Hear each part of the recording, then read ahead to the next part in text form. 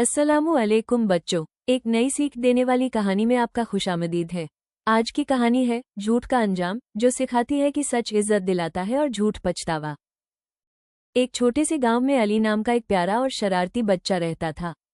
वो सबका चहेता था, लेकिन उसे कभी कभी झूठ बोलने की आदत थी। एक दिन अली ने गांव के बच्चों को डराने के लिए झूठ बोला, भागो, बाग में जिन है। सब बच्चे डरकर भाग गए और अली हंसता रहा। अगले दिन सच में बाग में एक सांप निकल आया। अली घबरा गया और चिल्लाया, बचाओ, सांप। लेकिन उसके दोस्तों ने विश्वास नहीं किया। सांप अली के पास आया, तभी एक बुजुर्ग वहां से गुजरे।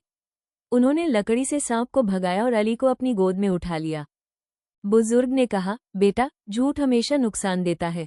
अगर तुम सच बोलते तो सब तुम्हारी मदद करते। अली शर्मिंदा हो गया। अली की आंखों से आंसू बहने लगे। उसने वादा किया कि अब वो कभी झूठ नहीं बोलेगा और हमेशा सच बोलेगा।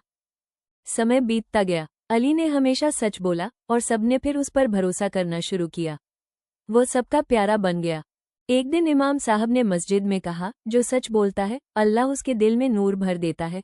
अली के चेहरे पर चमक आ गई, सच्चाई की रोशनी। बच्चों, याद रखो, झूठ हमेशा नुकसान देता है, लेकिन सच बोलने वाला इज्जत पाता है।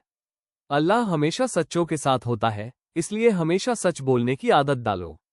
अगर आपको ये कहानी पसंद आई हो तो शुमेला उमर व्लॉग्स को सब्सक्राइब करें, ताकि अगली कहानी सबसे पहले आप सुन सकें।